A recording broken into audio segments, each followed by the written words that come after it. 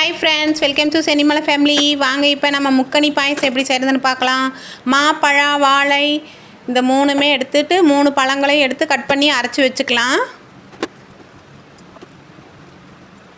2 பழம்தான் போட்டிருக்கேன். அதே மாதிரி வாழைப்பழம், மாம்பழம் 3மே போட்டிருக்கேன். முந்திரி, திராட்சை, பாதாம், பிஸ்தா எல்லாமே போட்டிருக்கேன். பால் காய் வச்சு எடுத்து வச்சுக்கணும். 1/2 லிட்டர் பால் எடுத்திருக்கேன். கொஞ்சமாக நெய் ஊற்றிட்டு அந்த திராட்சை போட்டுக்கலாம் ஃப்ரெண்ட்ஸ். இப்போ காய் வச்சுருக்கிற பால் எடுத்து ஊற்றிக்கலாம்.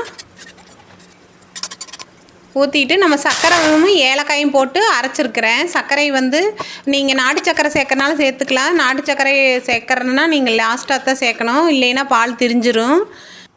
நான் ஒயிட் சுகர் தான் போட்டிருக்கேன். நல்லா கலக்கி விட்டுக்கணும். அரைச்சி ஊற்றிட்டு கலக்கி விட்டுட்டு இந்த நட்ஸ் எல்லாம் ஒரு வாட்டி நீங்கள் அடிச்சுக்கோங்க. அப்போ தான் நல்லா டேஸ்ட்டாக இருக்கும். நல்லா கலக்கி விட்டுட்டு இப்படி ஒரு பாக்ஸில் ஊற்றி வச்சுக்கோங்க. நீங்கள் ஃப்ரிட்ஜில் வச்சும் சாப்பிட்லாம். தேங்க்ஸ் ஃபார் வாட்சிங்.